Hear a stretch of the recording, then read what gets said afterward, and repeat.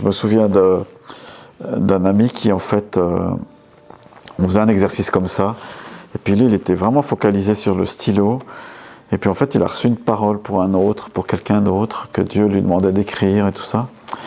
Ça fait longtemps, ça fait 20 ans, je pense, 15 ans.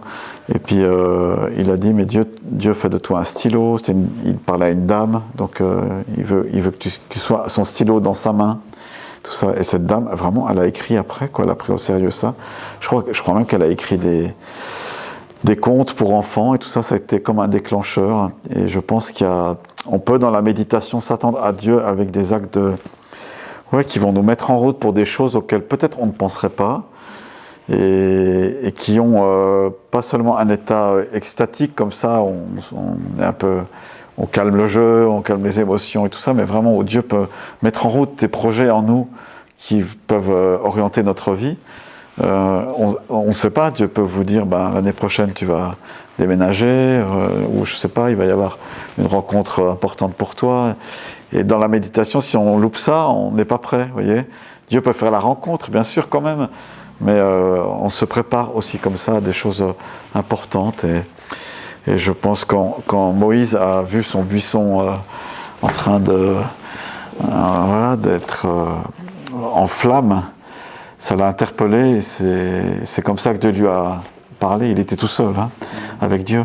Parfois, après, on peut être conduit dans l'intercession, dans la prière. Et lorsque dans Ésaïe chapitre 6, Ésaïe se retrouve devant l'Éternel, il est dans un endroit qui est décrit comme ça, une pièce et le vêtement de Dieu. Dieu est habillé, et son vêtement remplit toute la pièce. La robe de l'Éternel remplit toute la pièce dans Ésaïe 6.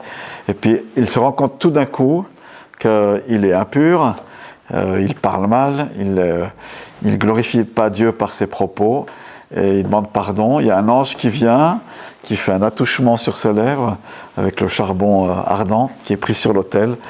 Et tout de suite, Dieu lui dit, mais qui enverrai-je ? Et puis c'est comme ça que Ésaïe il dit, Seigneur, envoie-moi. Ok, je t'envoie, tu vas dire mes paroles. Il reçoit son appel de prophète, sa vocation de prophète, si vous vous rappelez ce texte-là.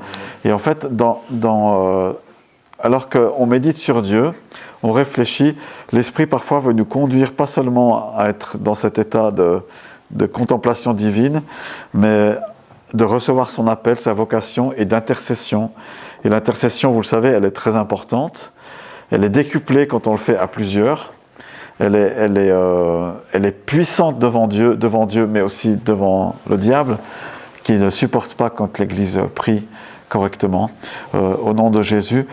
Et dans votre intercession, moi je vous invite à toujours à vous mettre dans vos prières, parce qu'on pourrait dire, mais voilà, j'intercède pour les autres, et c'est des fois presque plus facile, ou je ne sais pas comment dire, mais à vous placer dans l'intercession, c'est pas égoïste de faire ça, mais on peut prier pour soi, on peut demander à Dieu, pas seulement sa santé, mais aussi qu'il nous conduise, qu'il nous remplisse de sa volonté, qu'on sache quoi faire, etc. Il y a plein de prières qui sont possibles de faire. Et quand vous avez fait ça, de prier pour les autres en demandant au Saint-Esprit comment je dois prier pour telle ou telle personne. Comment je peux le faire, Seigneur ? On a peut-être tendance à dire, Seigneur, tu bénis telle personne, et c'est bien de le faire, on lui souhaite le bien, mais comment cibler cette intercession ? Et l'Esprit de Dieu peut vous conduire. Tout à l'heure, tu parlais de prendre autorité sur des situations. Vous pouvez vous-même prendre autorité pour les personnes, voyez, pour ces personnes. Moi, j'ai une liste en ce moment de 6 personnes pas chrétiennes encore. Donc, je parlais de non-chrétiens, il y a d'autres où je prie. Mais j'ai 6 personnes en ce moment que je cible, des fois depuis un certain nombre d'années pour certaines. Et je ne vois rien bouger dans le naturel. Je dis, Seigneur, qu'est-ce qu'il faut faire, tout ça. Mais des fois, je prie en étant vraiment ciblé, en demandant qu'est-ce que je dois demander à Dieu, qu'est-ce que je dois faire là, en faisant cette période, pour cette personne-là. Alors peut-être vous avez, des gens que vous ciblez comme ça dans l'intercession, jusqu'à ce qu'un jour l'Évangile leur pète à la figure. L'amour de Dieu leur explose en disant « Waouh, j'ai vécu longtemps sans Dieu, comment ça se fait ?» Voilà, et les prières vont être ciblées. On peut comment dire, on n'est pas tous à l'aise pour rendre témoignage dans notre foi ou prêcher l'évangile, mais on peut tous prier pour les personnes. On peut tous le faire. Et on peut tous le faire avec l'aide de l'Esprit Saint.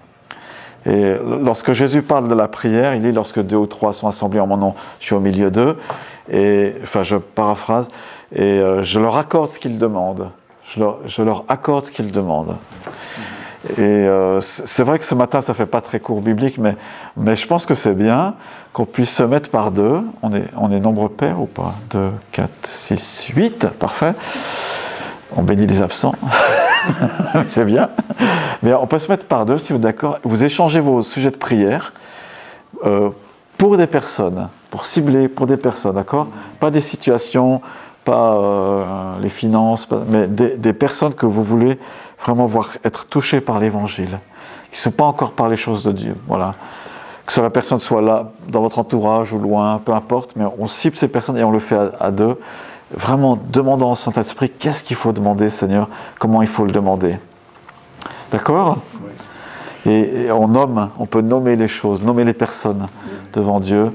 Le sacrificateur, il venait devant Dieu avec les pierres sur le cœur, vous vous rappelez.